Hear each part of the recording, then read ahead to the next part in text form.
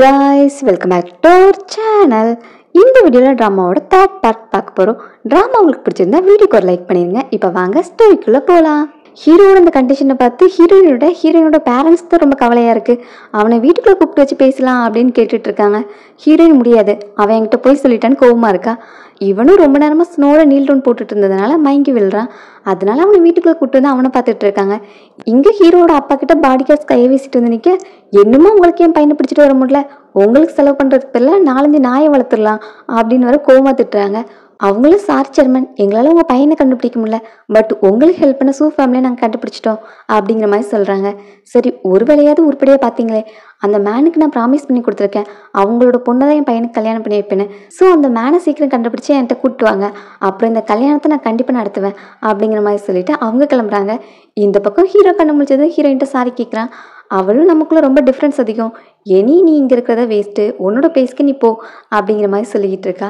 நீ என்ன போன்னு சொல்லிட்டு இருந்தாலும் உன் கையில் உள்ள பிரேஸ்லெட்டை அப்படியே தானே போட்டிருக்க, நம்ம என்ன ப்ராமிஸ் பண்ணியிருக்கோம், நம்ம 2 பேரையும் நீ பிரியக்கூடாதுன்னு சொல்லியிருக்கோம்ல, அப்புறம் எதுக்கு சும்மா என்ன போன்னு சொல்லிட்டு இருக்க அப்படிங்கிற மாதிரி அவனும் கேட்க, இப்போ ஹீரோயின் நீ தான் இந்த ப்ராமிஸை ஃபஸ்ட்டு பிரேக் பண்ணுது, என்கிட்ட பொய் சொன்னது நீ தான், இந்த பிரேஸ்லெட்டுக்கும் எந்த மீனிங்கும் கிடையாது அப்படின்னு தன்னோட கையில் உள்ள பிரேஸ்லெட்டை கீழே போட்டு உடைக்கிறா. அப்புறம் நீ ரெக்கவர் ஆனதும் உன்னோட சிட்டிக்கு நீ கிளம்பிடு அப்படிங்கிற மாதிரி சொல்ல, சரி நீ கோவப்படாத, நான் இப்போவே கிளம்புறேன் அப்படின்ட்டு ஹீரோவும் தள்ளாடி போகிறான். வெளியே வந்ததும் அவனோட ஆட்கள் வந்து அவனை தாங்கி பிடிச்சி கூப்பிட்டு போகிறாங்க. அதெல்லாம் பார்க்கும்போது ஹீரோயின் கஷ்டமாக இருக்குது. நீங்கள் தானே எங்கள் பாஸை வேண்டான்னு சொன்னீங்க, இனி நாங்களே எங்கள் பாஸை பார்த்துக்குறோம் அப்படிங்கிற மாதிரி சொல்லிட்டு அவங்களும் பாஸை கூப்பிட்டு போகிறாங்க. இந்த டைம் டீமில் ஒருத்தனுக்கு சேர்மன் கிட்ட இருந்து கால் வருது.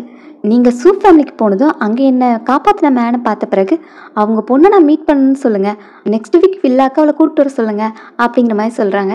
இது எல்லாத்தையும் சூலியும் கேட்டுட்ருக்கா. அடுத்த சீனில் சூமியானோட பேரண்ட்ஸை காமிக்கிறாங்க. ஆக்சுவலி ஹீரோட அப்பாவை காப்பாற்றினது ஹீரோனோட அப்பா தான். ஸோ இப்போ இவங்களுக்கும் அதே நியூஸ் வந்திருக்கு. அப்பாவும் அம்மா கிட்ட நம்ம பொண்ணை அவங்க மீட் பண்ணணும்னு கேட்குறாங்க அப்படின்னு சொல்ல, நீங்கள் காப்பாற்றின டைமில் சொன்னீங்க அவன் ரிச்சான நம்ம பொண்ணை அவங்க மேரேஜ் பண்ணிக்கணும்னு ஆசைப்பட்றாங்கன்னு சொன்னீங்க அப்படின்னு சொல்லிட்டு அந்த டைமில் அவங்ககிட்ட ஒரு பென்டென்ட்டும் கொடுத்துருப்பாங்க. பட் இவ்வளோ வருஷமாக நமக்குள்ளே எந்த கான்டாக்டுமே இல்லை, சடனாக வந்து பொண்ணை பார்க்கணுன்னு கேட்டால் நம்ம பொண்ணுக்கிட்ட என்ன சொல்கிறது அப்படிங்கிற மாதிரி அவங்களுக்குள்ளே பேசிக்கிட்டு இருக்காங்க. இதையும் சொல்லி கேட்குறா. ஸோ அவளுக்கும் அங்கிள் ஒரு மேனை காப்பாற்றினது தெரியும். ஸோ 2 மேட்டரையும் மெர்ச் பண்ணி அவள் எல்லாத்தையும் டீகோட் பண்ணிட்டா.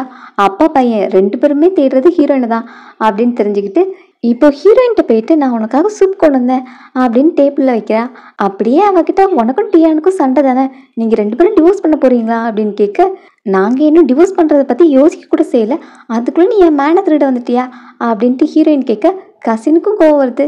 அப்படியே நான் டிவோர்ஸ் பண்ணாலும் அவன் ஒன்றும் சூஸ் பண்ண மாட்டான் அப்படின்னு ஹீரோயின் சொல்ல, நான் ஒர்த்தா இல்லையாங்கிறத கொஞ்ச நாள் வெயிட் பண்ணிப்பாரு, ஏன்னா நான் ஒரு டார்கெட்டை செட் பண்ண அதை மிஸ் பண்ணவே மாட்டேன், ஹீரோ எனக்கு தான் அப்படின்னு சொல்லிட்டு போகிறா. வெளியே வந்ததும் கசின் ஒரு மேனுக்கு கால் பண்ணி ஹீரோயின் அட்டாக் பண்ணுறதுக்காக டீல் பேசுகிறா. அந்த சமயம் ஹீரோன்ற பேரண்ட்ஸ் அவகிட்ட இந்த மேட்டரை எப்படி சொல்கிறது அப்படின்னு அந்த பென்டென்ட்டை வச்சு பேசிகிட்டு இருக்காங்க. அந்த மேன் வேற 2 குழந்தைங்களும் மீட் பண்ணி பேசணும்னு சொல்கிறாங்க. என்ன டிசிஷனாக இருந்தாலும் அதை ஹீரோயினே எடுக்கட்டும், அவள் மீட் பண்ணிட்டு வந்து அவளோட டிசிஷன் சொல்லட்டும், நம்ம அதுக்கப்புறம் எல்லாத்தையும் பார்த்துக்கலாம் அப்படிங்கிற மாதிரி ஒரு முடிவுக்கு வராங்க. இப்போ மறுபடியும் கசின் வந்துட்டு, ஆண்டி நீங்கள் எங்கள் அம்மா கிட்ட கேஸ் வாங்கினீங்களே, எங்கள் வீட்டில் கேஸ் தீர்ந்து போச்சு தாங்க அப்படின்னு கேட்டால், இங்கே ஹீரோனோட அம்மாவும் எங்கள் வீட்லேயும் கேஸ் இன்னும் வாங்கலன்னு சொல்லிட்டு இருக்காங்க. அதுக்கு நாங்கள் எங்கள் வீட்டில் அடுப்பு பற்றிக்க வேண்டாமா, உங்கள் பொண்ணு அனுப்பி வாங்கிட்டு வர சொல்லுங்கள், சரி நானே போய் சொல்கிறேன் அப்படின்னு இப்போ ஹீரோனோட ரூமுக்கு போகிறான். அங்கே ஹீரோயின் ஆல்ரெடி ஹீரோவை மிஸ் பண்ணி ரொம்ப சோகமாக இருக்கா. இப்போ அவன் என்ன பண்ணிகிட்டு இருப்பான் அப்படின்னு நினச்சிட்டு, நான் ஏன் அவனை பற்றி திங்க் பண்ணுறேன், அவன் என்ன பண்ண எனக்கு என்ன அப்படின்னு அவளுக்குள்ளேயே பேசிகிட்டு இருக்கா.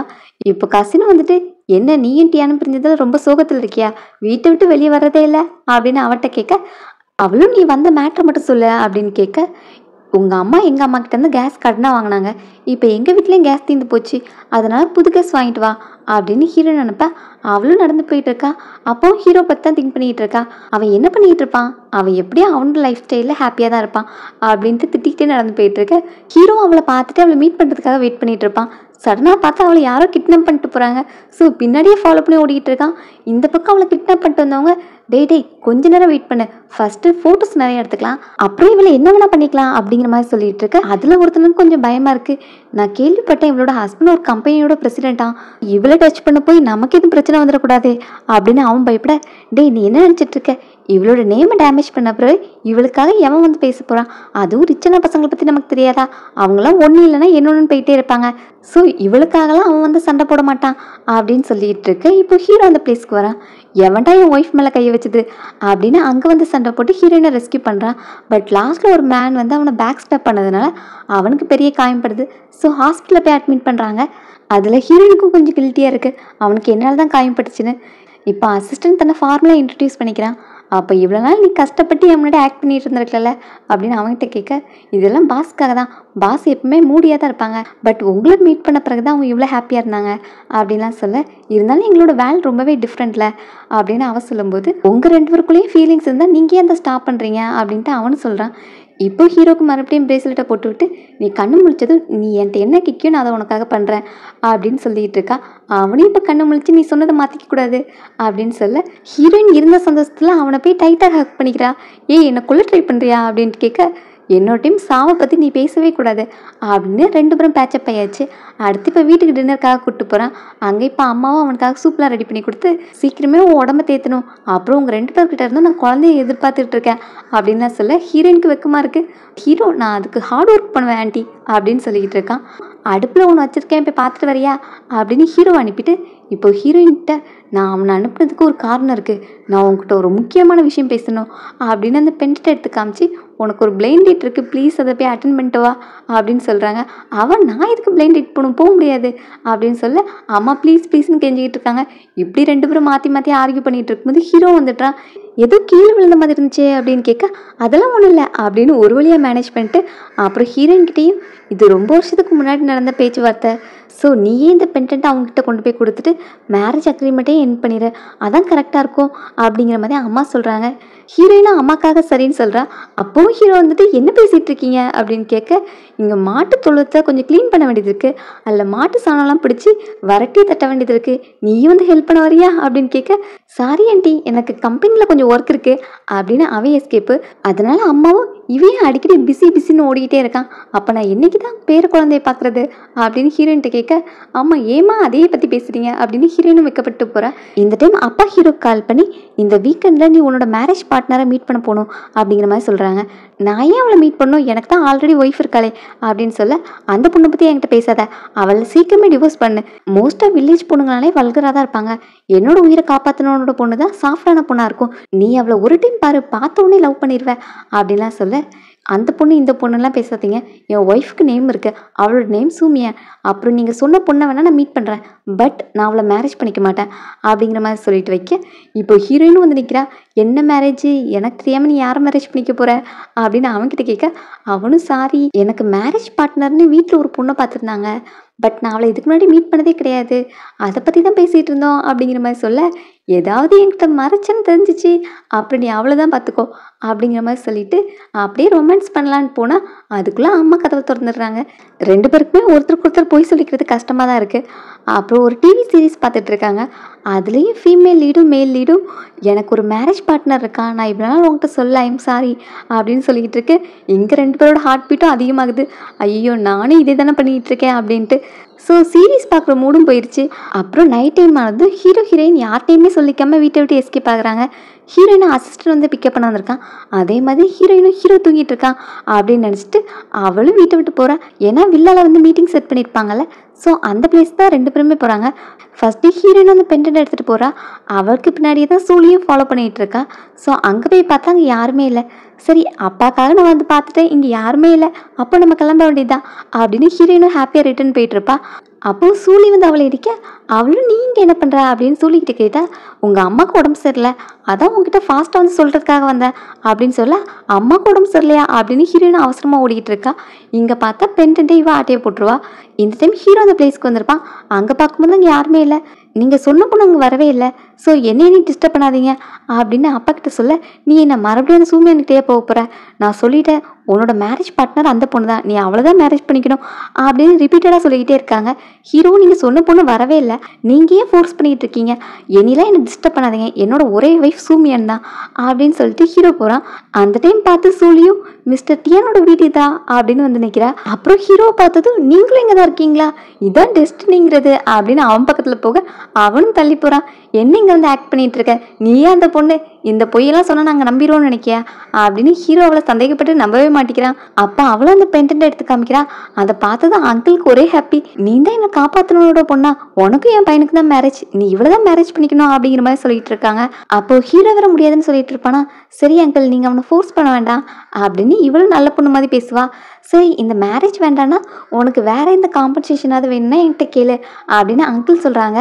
அப்போது ஹீரோவும் சரி உனக்கு காசுனா ரொம்ப பிடிக்கும்ல, நான் உனக்கு காசே தரேன் அப்படின்னு 5 மில்லியன் செக்கு கொடுக்க கொஞ்சம் பார்க்கிங் பண்ண எக்ஸ்ட்ரா கூட கிடைக்கும் போலையே அப்படின்ட்டு, அங்கிள் உங்கள் பையனுக்கு நான் மேரேஜ் பண்ணிக்க விருப்பம் இல்லைன்னா நாங்கள் மேரேஜ் பண்ணிக்கல, அதுக்குன்னு நான் காசு கொடுத்து அவமானப்படுத்த வேண்டாம் அப்படின்னு சொல்ல அங்கிளும் இவன் நல்ல பொண்ணு அப்படின்னு நினச்சிக்கிறாங்க. ஹீரோ கிட்ட உனக்கு தான் இவளை ஆல்ரெடி தெரிஞ்சிருக்குல்ல, 2 பேரும் ஆல்ரெடி மீட் பண்ணியிருக்கீங்க, ஸோ சீக்கிரமே மேரேஜ் வச்சுக்கலாம், அப்புறம் நீ அந்த பொண்ணை சீக்கிரம் டிவோர்ஸ் பண்ணிடு அப்படின்னு சொல்லிட்டு இருக்க.